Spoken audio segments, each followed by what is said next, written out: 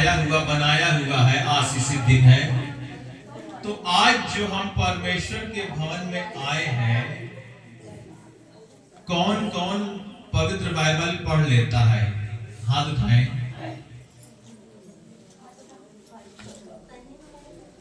बाकी लोग नहीं पढ़ पाते। और कौन कौन पवित्र बाइबल लाया है? अपना हाथ उठा ले। एक हाथ उठाए जो जो पवित्र बाइबल लेकर आए हैं। अपनी बाइबल उठाइए सब लोग। परमेश्वर आपको आशीष दे। और कौन कौन प्रतिदिन, एक हाथ उठाए रखे रहिए। जो हाथ आपका उठा है उसे उठाए रहिए। अब जो प्रतिदिन पवित्र बाइबल पढ़ता है वो दूसरा हाथ उठा ले ऊपर। जो नहीं पढ़ता वो ना उठाए, क्योंकि परमेश्वर देखता है, हम नहीं देखते।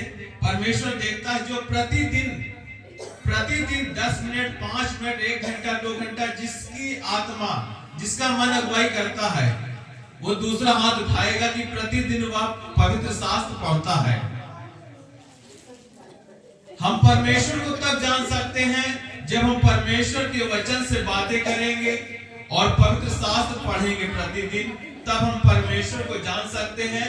और चर्च जाने से, संगति करने से, नाम लेने से कोई फायदा नहीं होगा मेरे भाई, कोई फायदा नहीं होगा। हम चाहे जितने बड़े शहर में, चाहे जितने बड़े नामी चर्च में चले जाएं, कोई फायदा नहीं होगा।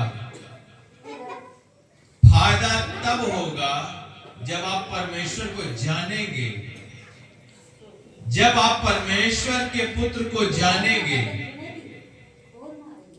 पुत्र को जानना है तो पवित्र शास्त्र आपको पढ़ना ही होगा, निरंतर रोज पढ़ना होगा।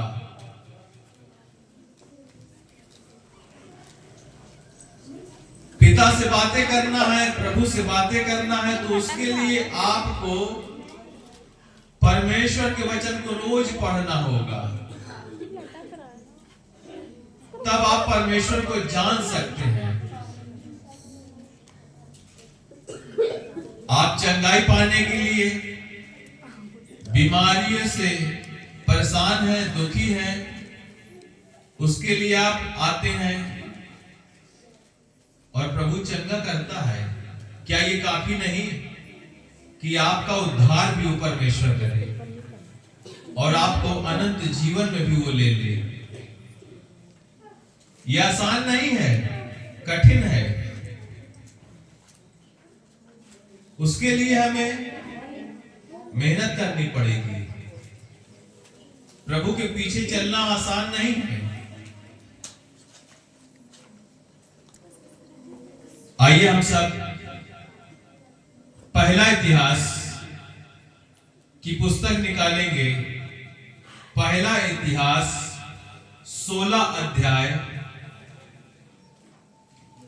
8 वचन से 18 वचन तक पढ़ेंगे। पहला इतिहास की पुस्तक 16 अध्याय 8 आयात से 18 आयात तक पढ़ेंगे। पहला आयात हम पढ़ेंगे, दूसरा आप पढ़ेंगे और 18वां वाला आयात हम सब मिलकर पढ़ेंगे। यहोवा का धन्यवाद करो, उससे प्रार्थना करो, देश देश में उसके कामों का प्रचार करो, उसका गीत गाओ, उसका भजन करो, उसके सब आश्चर्य कर्मों का गान करो, उसके पवित्र नाम पर घमंड करो। यहोवा के खोजियों का हृदय आनंदित हो। यहोवा और सामर्थ की खोज करो, उसके किए हुए आश्चर्य कर्म, उसके चमत्कार और न्याय वचन स्मरण करो। हे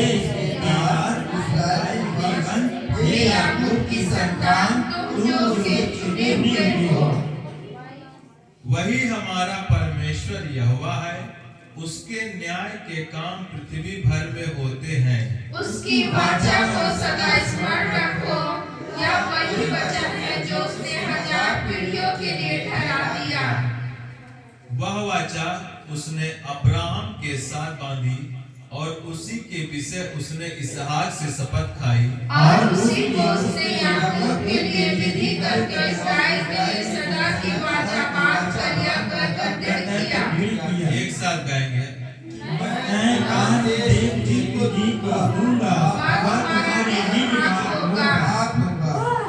धन्यवाद मेरे परमेश्वर पिता, सत्य है प्रभु, हम तेरा धन्यवाद करने और तेरी स्तुति और तेरा भजन गाने के पिता इकट्ठा हुए हैं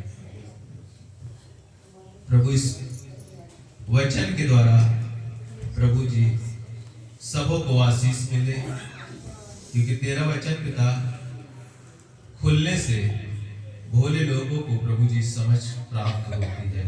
प्रभु यीशु मसीह के नाम में ऐसा ही है, आमीन।